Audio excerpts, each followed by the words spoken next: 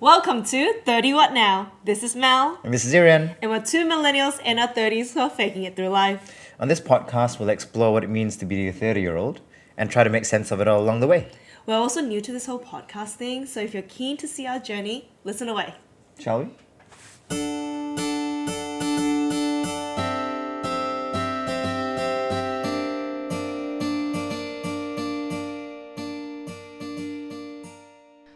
One, two, go. Hello, we are back with episode 2 of 30 What Now? Wait, was that That has taken the world by storm. That has also taken the world by storm. So today, our conversation is cultural phenomena that has taken the world by storm, a millennial perspective. I think I'm a little high on life. I mean, we're just on the back of talking about resolutions separately in a recording. So yeah, maybe I can see that. I can see the high of 2025. Yeah, setting out with a if you haven't listened to the episode, then you're missing out because we actually probably gave you some proper advice. Again, we haven't given proper advice in a while. Yeah, actually, that's a fair point. That was some pretty proper advice. Yeah, like maybe we are good at this. But in fairness, I have to admit, I think, as much as I love all other guests and love talking to myself, I think there's something very magical, magical, mystical about having a conversation with you again. Because obviously we started this conversation, so it's been nice. I'm gonna, do the thing that I said in my resolution. I'm grateful for your ability to, for our ability to have this podcast episode. Yeah, I mean, it started again. I don't know when it started. August 2023 or something. Yeah. I actually remember, and I know we're here to talk about recent cultural phenomenon because it's quite interesting, actually, very topical. But I think I remember being on a snow trip with my laptop. No, I think I was on my phone editing 3 a.m. when we arrived in Bright or something. It was to get it ready to go. I think I remember that. Maybe. Yeah. Maybe. That was pretty hectic. Yeah. And it's really interesting because, ever since then, so many people now have podcasts. So many celebrities now have podcasts. And I wonder why? As in, why? Because they saw ours and they said they needed one. Yes, clearly, obviously. Very obviously. Obviously. But it's interesting, right? Because why has this been... Why is this the next thing? Because you can do it in your living room. How good. I know, but still, why? If they don't make money... Well, so the problem is they already have money. Yeah, true. Anyway, so I'm very grateful for this. I'm very grateful for you. I'm very grateful for us starting this. And it's been really fun. I actually wonder whether you feel that it has improved your ability to do things. Has it improved your ability to talk in public, or has it changed you yet? In terms of your own skill set? I wouldn't say it's improved my skill set, but I think I've learned a lot from the experience. What have you learned? There's a couple of things around time management. I'm never gonna solve time management, Mel. That's continue until one day when I have kids. But It looks like you're pointing the middle finger at me at the moment too. what have I learned? I've learned that when going into this, you were very big on, get it out there. Yeah. Great. Yeah. I was on the other end of, let's try and clean it up. Yeah. There's a good middle ground here, especially when I'm clearly not on socials as much, but there is a lot to be said about seeing people in their element. Oh, what do you mean? Okay. And this is where things like Be Real, again, I never downloaded it because I don't think it's a thing anymore, but that's where things like Be Real, I think, were popularized because it's people in their element rather than this clean, finished product. Now, there's still a big market for that, obviously, and I completely agree that you want to put something to market that is clean and refined and well thought through, but then sometimes it's too sterile. Yeah. And so there's a good, we actually haven't spoken about this, but there's a good middle ground somewhere. And so what I've learned is that we're still learning where that middle ground is. But you can't really be on both extremes or either extremes. No, and I think you're right. I think if it wasn't if it wasn't for you, I would have cheaped out on some of our equipment, and it probably would have stayed MVP level for a longer time.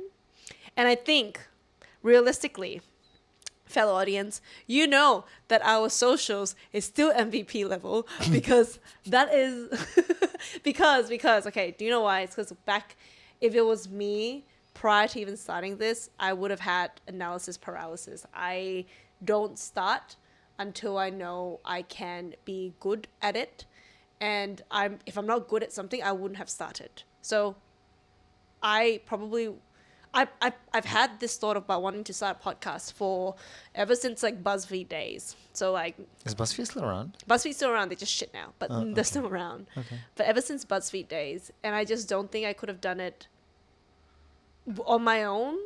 But now I think I could have, like with this now, the practice and like the teachings and the learnings and all that, I think I could. But yeah, the socials will still be MVP because I'm not.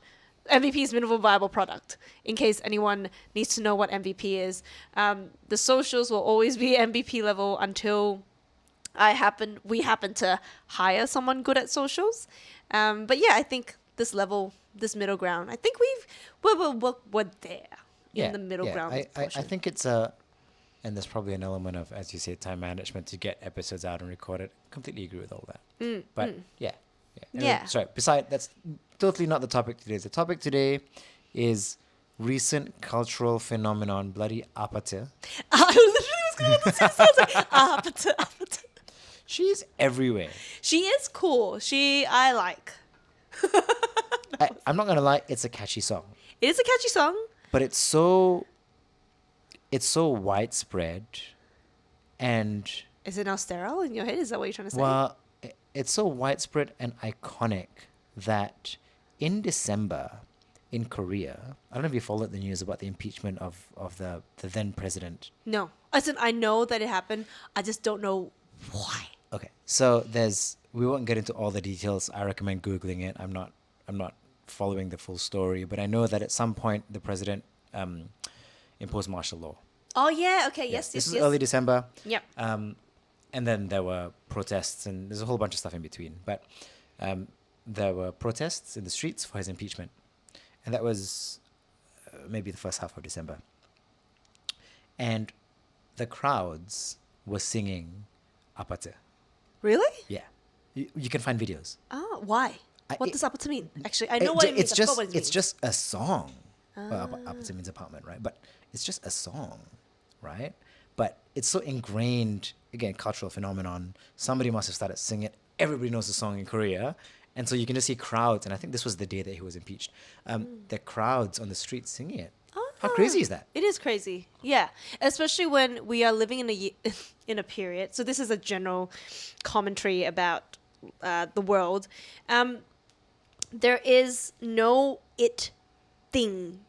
There's not, sorry, you don't get a lot of it things anymore. Like back in the day, you have the it bags. So people would want to aim for a particular bag. Like people want a Birkin all the time or Chanel Yeah, don't people flap. still want the Chanel thing on? Yes, yes. the- But whatever that's those called? are classics. Whereas back in the day, when there's an it bag, like a new it bag, everyone will want that it bag. But now there's so many it bags because micro trends are there.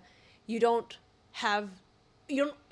often have something that is huge because there's so many out there. Like passing trends, like Adidas Sambas. Yeah. For a while. I mean, I still wear them, but I mean, mine's a Gazelle, I not know. Samba. But yeah. Well, is it right? So Sambas for a period of 6 months were the biggest thing. They still are, I'm sure, but they've kind of come The down a fade, little yeah, bit. exactly. Now, like the ballet flats that are like see-through, the Oh, mesh. is that a thing now? Massive. Sorry, that was deep. Oh. But you know what's something that has been big and has been a reigning thing? Wicked. Love Wicked. How many times have you watched it? I've Actually, watched no, it- I know this. It you was know, 3. We mentioned this 3 times. 3 times. Good. It is everywhere. It is everywhere. I think it's everywhere. The merch is everywhere. I don't know. Like, yeah, I walk on this. If you see me walking on the street and I don't have my headphones on and I'm not talking to anyone, I probably have a Wicked song in my head. What make I'm curious what made it such a phenomenon. Again, don't get me wrong, I watched the musical once, twice, can't remember. Great musical. Love the show, love the story. Right? Wicked, love the fact that Ariana did really well, Cynthia did really well. I agree with that. I like that Stephen Schwartz was involved. I like that there were cameos from Stephen Schwartz, from the writer. I can't remember her name now, but she's in there. You know, John M. Idina Chu, Menzel, great. Kristen. Idina Yeah. Menzel. So both of them were in there, Yeah, right? yeah, And yeah, there was that. Spoilers. This whole thing's gonna be a spoiler. Just give up. But you know, there's that scene where they come out and then they do a new song that was written for the movie. Yeah. Another darkest hour. Remember that one? That song? Yeah. Yeah. And then there was this moment where they looked at, you know, Cynthia and Ariana and did the kind of that pass, right? Yeah. You know, Yeah. so I can see all that, and I can see the little cameos from the Wizard of Oz, and so you know the connection. yes, Yeah, I okay, know the okay, connections. Okay, you Yes, do. yes, Okay, yes, you I do. do, So I you do. know the I did lion, you know research. the Tin Man, you know Yeah. the okay, Yeah, great. yeah, Okay, yeah, so you know yeah. all of that, right? Don't Google it if you don't want to know. So I can see all of that, and the music as well, really Great. good. Understand? Jonathan Bailey, so fucking sexy. Sorry. Like, Yeah. you don't see it? He's your. Okay, so who's your favorite character other than the two? Yeah, I get that, but like, is it Jonathan Bailey? Yeah. Like, have you seen him in Bridgerton? I didn't watch Bridgerton. Fuck, man. I'm telling you. Okay. Apparently there's this because Jonathan Bailey is obviously he's gay, right? He has a part he's gay. Henry Cavill is not gay, but for some reason the gay community thinks that he's gay. Thought that he was gay Who's at some that? point. Huh? Henry Cavill? Oh, Henry Cavill. Yeah. Okay. And so there was a post. It's like how you girls feel about Jonathan Bailey being not gay is being gay is how we feel about Henry Cavill being not gay. You know. Anyway, so Jonathan Bailey, he is so funny. Well, I think he did the role really well. I like what he brought to the role, but my favorite character, other than, you know, The two main cast. Linda, Yeah. Linda. and Alphaba, Elfie. is the bear nanny. Oh, yeah. Okay. The bear nanny is my favorite character in and like appears for a total of a minute at best. Why? As in, like, I know. Why my favorite? Yeah. As in, like. So you should rewatch that scene from when Alphaba is born through when they're young kids, because that's the only period that you see. My favorite character. So good. So good. But also, why is it so good? They've been drip feeding things since the movie. Yeah. Right? Right. Okay. First, it was the movie itself. Great. It's done really well. Mind you, it's in the box office. It's already surpassed its cost. Yes. And there's only one movie. Yes, and it's also the highest. Yeah, so I think it surpassed Mamma Mia, which was the previous highest grossing musical. Really? I think so. If I'm not, fact check me on this. I think it was a passing knowledge, so I could be wrong. It's done really well. But so they've been drip feeding things, right? So they've got the movie, great. Then they released it on Amazon, Apple TV, everything. Yeah. All streaming services, I think. And with that came bonus content. Yeah. And so suddenly you've got all this bonus content. Okay. So my question is actually, I was just thinking about this. Do you think it's just better marketing? Because like, It's just fantastic marketing. Do you think this like Barbie movie was big in 2023? Yeah. And then this, right? Do you think that they both are on par cultural phenomenon quality, but Wicked just did better marketing? Or do you think the quality of Wicked is better? And then and if it is, right? But I think both of them give me similar different vibes, but I don't know. I'm equating them I see your point. similarly. I think there are two things that Wicked has that Barbie didn't have. Again, actually, I really enjoyed Barbie, the movie. I really but- enjoy Barbie. So one, you're right, marketing. It seems like Wicked, the movie, has done really well with its marketing. So kudos to the marketing team. But also, it's a musical, so it sticks in your head. Like, Barbie has some really good Barbie songs. had musical. Yeah, yeah, yeah. Ryan Gosling's That was number. one song. I'm just Ken. One song. Everyone else, I'll be a friend. But like the amount of people that are currently singing Wicked songs because of this movie, True, and mind true, you, true. they haven't even sang For Good. Yeah. Like there's a whole You know- second part. You know, I was in the shower today and I was singing that song. I started crying. Do you know why? Why? Because my best friend one of my best friends who went to America, like that was the song I gave to her. Because I think at the time, and then like immediately when I start singing, I want to cry because I was thinking of her. I don't know. It was a weird moment this morning. I was like, why? Anyway, sorry. This is a side. Quinn, this is about you. She doesn't listen to this because she's too busy trying to be an actor. But this is about you, Quinn. Quinn Yuen. So I think so. Wicked's done really well, right? The next movie comes out in November, so that's about 10 months from now. If you ride this wave for a little bit, I imagine there'll be something else that'll come up, and then they're gonna start promoting the next movie, and Yeah. so it's wild. It's everywhere. It is. Yeah. Right. But yeah, so that's Wicked. What else has been taking the world by storm the past couple of weeks? So today, I recently I was just scrolling the news yesterday and I found that TikTok people have left, like American TikTokers have left TikTok. And you know what they scrambled to? They scrambled to Xiaohongshu, Little Red Book, or RedNote, the Chinese app. And I don't know why this has taken me by storm, because obviously it's an app for China. It's like basically the Chinese TikTok. And my dad actually has told me that if you wanted to expand your audience, you should go on Xiaohongshu. And I was like, Dad, please, it's a Chinese app. Like, it's not going to relate to our audience. But now all these Americans, they call themselves TikTok refugees, which I don't know. I posted my first Xiaohongshu reel and I used TikTok refugees, and I don't know if I actually like, should we use refugee in this context? That maybe I shouldn't have. Do you know what I mean? Like, you know, in a world where things are happening in Gaza, like bad things are happening in Gaza, should we use... Anyway, they call themselves TikTok refugees.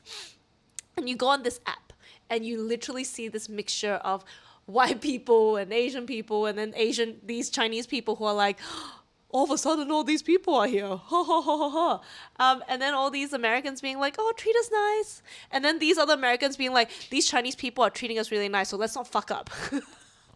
You know?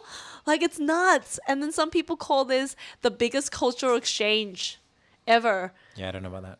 No, but American TikTokers are learning Chinese because there's certain the app you need to know some of the language to navigate some parts of the app. Yeah. Well, it's interesting, right? How long will that last? Yes, because what made me reflect on is how many social media apps have we as millennials gone through, right? Because if you're in Malaysia, I actually don't know what other countries in the world, you would have started off as friends on Friendster. I mean, everybody was on Friendster. I don't know if Australians were. I don't think they. Yeah. Oh, were they? Yeah. Well, we As have far as I'm aware, Friendster, Yeah. and then after Friendster, it's MySpace. After MySpace, it's Facebook, and then you have the Snapchat, which I use. I don't know if I'll put them in the same category, I don't but know. People still use Snapchat now, apparently. Snapchat, Twitter, you know, all that. But then after Insta, then you have TikTok. And within a really, I think TikTok was, in my head, probably been popular for the past, 4 years, 5 years? Because we're millennials. Yeah, 4 or 5 years, whatever. Maybe I'm wrong. But then I feel like now all of a sudden there's another app, and it's been existing, obviously. But it's taken people, it's like people have migrated to this new app, potentially, within such a short period of time. And right now, based on what I've just said, right, Friendster, MySpace, Facebook, Insta, TikTok, and then Friendster, MySpace, Facebook, Insta, TikTok, and now Xiaohongshu. That's 6 social media platforms, and we're not even talking about the ancillary ones like the the Twitter, the Threads, the B Reels, the Snapchat. How is it that within the space of how old? 15 years since we've been on Friendster, 18, 17. Something like that. We've gone through 6 different social media apps. Plus, some people actually even post stuff on YouTube Shorts, which it's not. Well, like, should we be doing that? I don't know. I don't know. But I've got a couple of opinions, right? It's a similar thought process to ChatGPT, and the uptake of technology like ChatGPT, it took X amount of time for people to jump onto MySpace and Friendster and Facebook, and then ChatGPT, it took people like a month, and the whole world was on ChatGPT. Yeah. So there's an element of accessibility, right? Because we were talking about this earlier. Yeah. When we were first on social Friendster. media, Yeah. not everyone in the world had internet yet. True. But if you think about it, most parts of China at the time didn't even have internet because Yeah. they skipped landlines and they went straight to 4G. Yeah. Yeah, I think it went straight to 4G. Yeah. Right? Yeah. And so that happened over the span of the past couple of years, right? So Yeah. more population, more market, more quickly uptake. But the other thing I think about, that's one. The other thing I thought about is we're probably at the tail end of The upticks. the upticks now So slow now. because we're stuck in a platform. If you're just coming into the market to find a social media, you're not going to go to the one that exists. You're going to go to the new one, and it's going to stay in that market for a little bit until it comes out of that market. Yeah. And so we're probably at the tail end, we're at the receiving end of it now, and that's why we're like, all of a sudden this thing exists, but no, it probably existed for 5 years. Yeah. And like we say on the tail end, we barely started. Like we barely started on it. Right? But more importantly, this one is as a result of regulation. So for those of our listeners who, again, I'm sure you've been, if you're on TikTok, you know this is coming. But also, if you're a millennial and you're not on TikTok, because I think a lot of my friends might be on TikTok just to stalk, but they don't actually use. I'm not on TikTok, so I Yeah, don't know. exactly. Yeah. But America banned TikTok. Yeah. In a couple of days, but on the 19th of January in the US, that's the deadline for, well, how do I phrase this? The US has concluded that if TikTok wants to continue to operate in the US, then its owner, ByteDance, I think it is, has to sell Yes. to a non-Chinese entity. Just for the purposes of so it's to prevent data from going out of Correct. Like I don't going know. to China. I don't know if it was specific to an American-owned.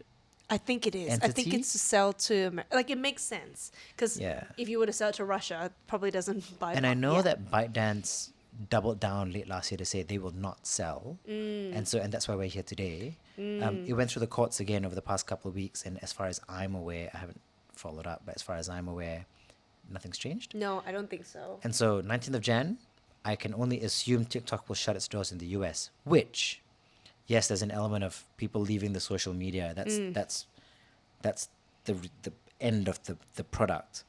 But what about all the people that work at TikTok in the US? Is there a lot? Is I that mean, they've big got group? offices in the US. But is that big? Is it, I like, have no do idea. you know what I mean? But I assume if they have an office in bloody Australia and Malaysia, the offices in the US must be big. Right? What happens? Well, I guess they go to the I don't know. 小红书 I US. assume they can't pay payroll. No, I don't think so. I think. Have you watched the TV show Super Pump? No, what's that about? It's about Uber. Oh, really? Joseph Gordon-Levitt stars in it. I can't remember what. Huh. But it's basically the rise of Uber, and I think it's a relatively accurate depiction. I think so. They did went to a period of time where they are deemed illegal, Yes. but that's because they say that they're a taxi, they're an illegal thing, and then they change it to being like just Uber driver, like Uber, not Uber taxi, and then it became anyway. Uber was a legal one, so I wonder. Well, yes. I don't So know whether it's going to be a similar solution. I don't know. I didn't watch the movie. But TV actually, show. So I didn't watch the TV show. Uber's interesting because Uber as a company is not illegal. What the drivers were doing was illegal in Australia, at least, because in Australia, to be able to operate a commercial vehicle and take passengers, you must have a license. I think at the time it was a taxi license or some sort of license, right? Yeah. And so Uber's just providing a platform for a driver to find a rider because it's ride share. Yeah. The driver was the one that was technically in breach. I don't know if it's law, but in breach of something. Probably the Because regulation they picked then, up a passenger in a vehicle that wasn't certified. Or Yeah. some.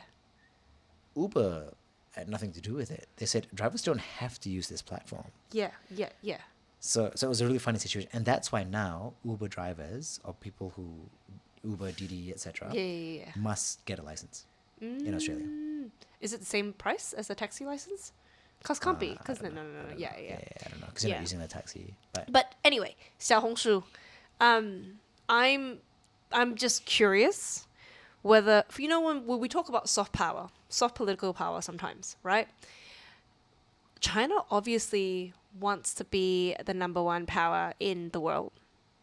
This kind of gives them that soft power.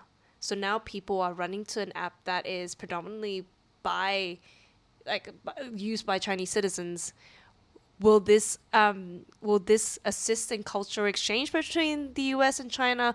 Will this soften any sort of animosity that people might have towards Chinese people? Because some people do think Chinese people are evil because of certain elected leaders, so then, and this is what I'm partly confused, partly curious about, and curious to see where this goes. But WeChat Oh, WeChat, yes. is available everywhere. Yeah. Right. We're all on WeChat. Are you? I'm not on WeChat. I've got a WeChat account, and it's used for everything. Yeah. You know? There's social media, there's shops, there's communication, Payment. there's payment. Everything is in WeChat. Rides, train tickets. Yeah. That will be a massive cultural exchange. No, because here's potentially a prediction. If people are willing to accept 小红书, at some point will they jump into WeChat? Because the moment they start using WeChat for train ticket, like similar to China, train tickets, money payments, all that, that's when China really have gotten the soft power that they wanted. Because America's soft power, it's its TV culture, Hollywood, all that. China doesn't have that yet. This could be it. It could be.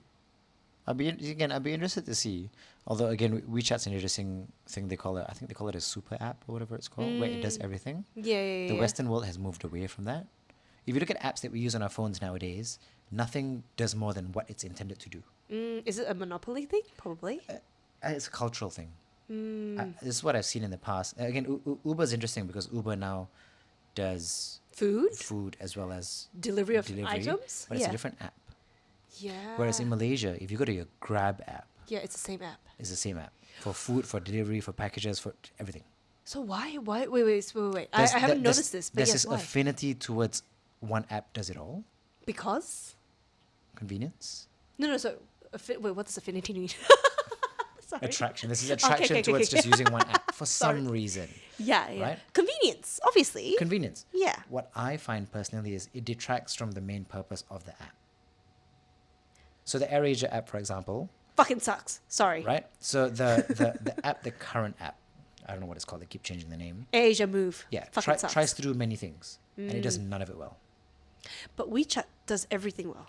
Sorry. I probably don't use it enough. No. So, huh? I probably don't use it enough. I used it for 6 months when I was on exchange. You can transfer people money. You can pay. You can book your tickets. You can use it to.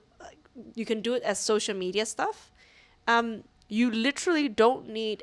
Maybe you Yeah. need YouTube, but you don't need anything else. And maybe how I don't run a tech company, but how I would do it is WeChat becomes a platform with many businesses that sit within it with just an interface, which is different to super apps nowadays. That's just probably one team running everything, Yeah. trying to just interface to the back end. Yeah. There's some makeshift code. But the other thing is probably WeChat is probably maybe it's like nationally supported.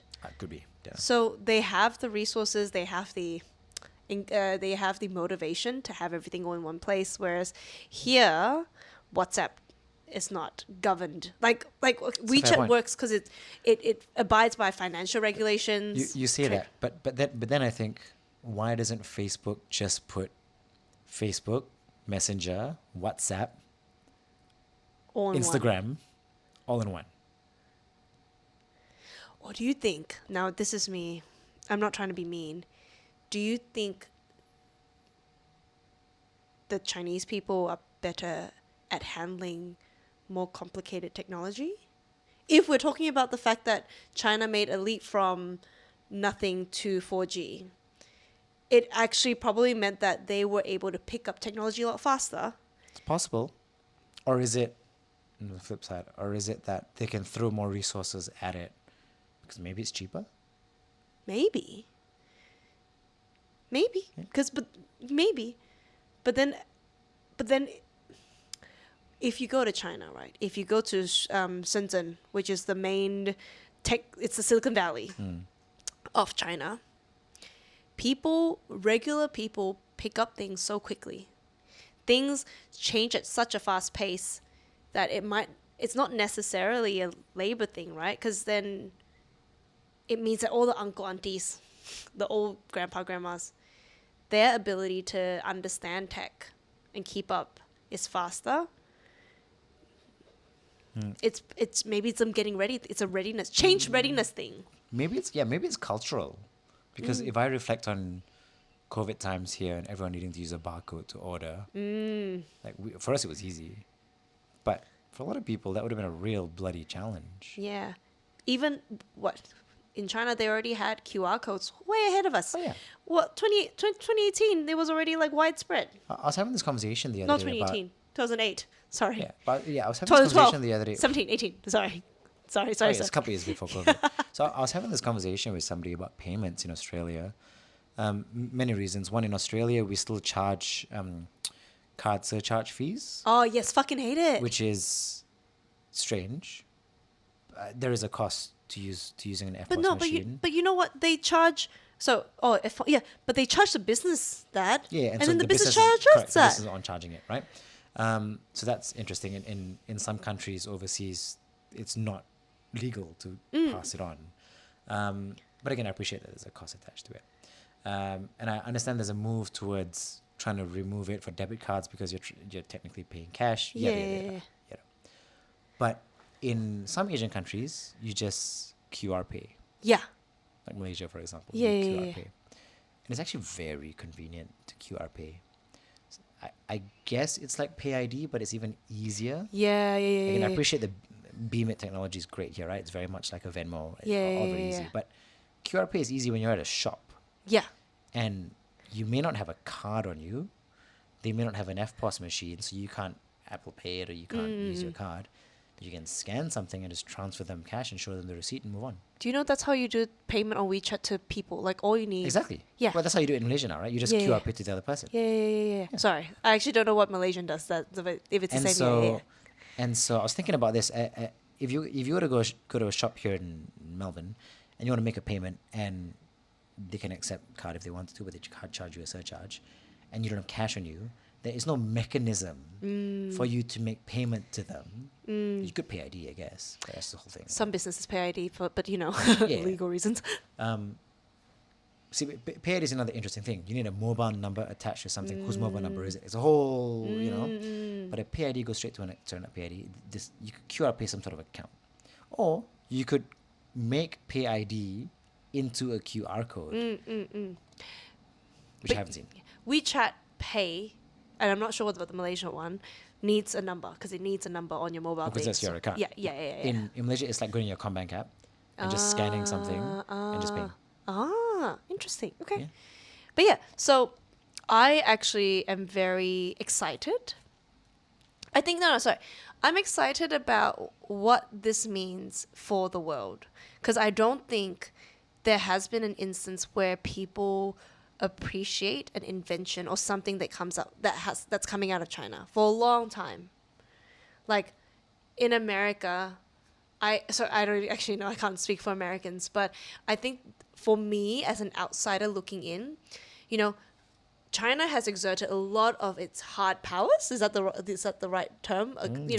Political powers in Asia and Africa, by building infrastructure, by doing a lot of stuff that can be seen as intimidating. And this is the first time in my head where the Western world is coming to China to take up something that is inherently like for the Chinese people. I see your point. Do you know what I mean? Yeah, Like yeah. it is them gaining. They're not even asserting soft power. They are gaining soft power right now. And this is different to things like Temu and AliExpress. How?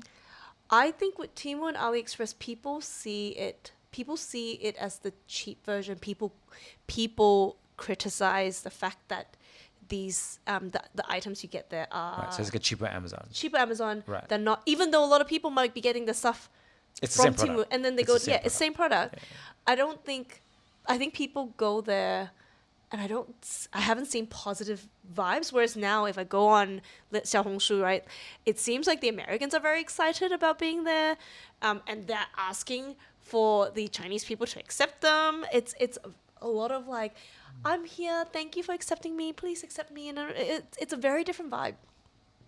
It's almost the same vibe of people running away from X to Threads. There's a certain like, Do please people welcome me. actually do that? Yeah. Because I feel like I don't know what's going on with Threads right now. No, Threads is still like, Threads is wholesome, from what I see. Well, you know how like X, we spoke about this. You can find porn. There's no longer protective mechanisms on it. Don't think there ever was, but I Don't think think- Elon's just brought a sink into the building. Exactly. And did whatever he wanted with the company. So. Exactly. So I think Threads, lots of people who maybe are more willing to keep the peace and not engage with,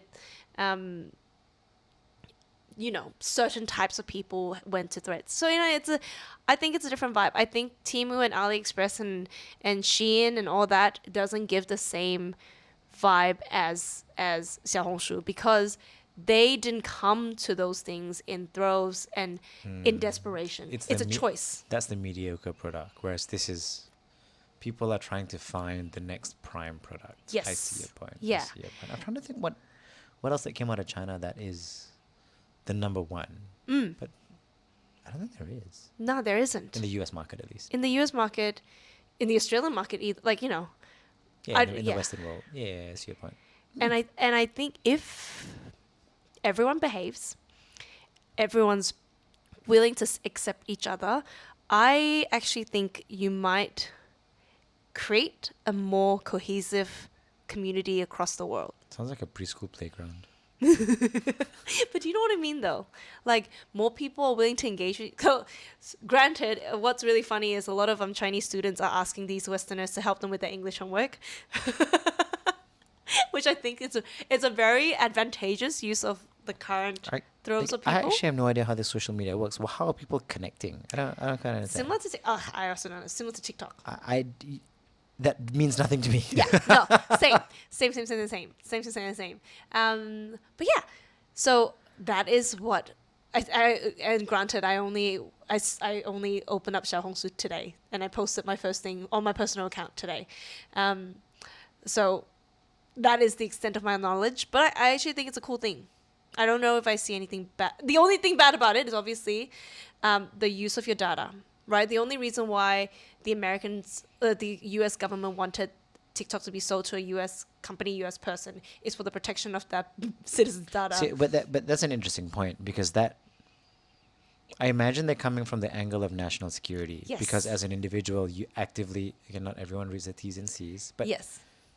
you must be some sort of ignorant to not realize that every time you get into an app, they're going to use all your data. Yes. Like Yes. it's going to happen. Google knows where I am all the fucking time. It is, but I mean, this is it's a decision, it's a choice. But now, what they've done is they've actually drove all these people to willingly give up that data to another Chinese-owned company, which I think it's also quite funny. So yeah, I agree. I'm careful about my data, but I'm also conscious that there is no going back. Like, So it's out there. This is why you always ask what is the word? Ask app not to track. I also track when I'm on the app in case they need the location. And like when you have certain apps, you're like, you need the location. I do that. Oh yeah, because the phone pops up to tell you this Yes. app has been Yeah. it's had your location as always on for X amount of time and so on and so forth. Yeah, fair Yeah. enough. I But always get yes. confused which button to tick. Yeah. But anyway, that is my other hot take. Is there anything else that's on your memory? I don't know. That's it. I mean, cultural phenomenons as of late, probably not any. I mean, there's been a whole lot of news recently, but I don't think we'll touch on that today. Hey? Maybe that's it. Let's end with Wicked, the green and pink, and Xiaohongshu is a red, green, and pink. It's all based on colors. I should have worn green. Huh? I should have worn green. You should have won. It's okay. This is still a podcast. It's not a YouTube vid. I don't know, but these get uploaded to YouTube, so you know. Huh? Okay, thanks. Bye.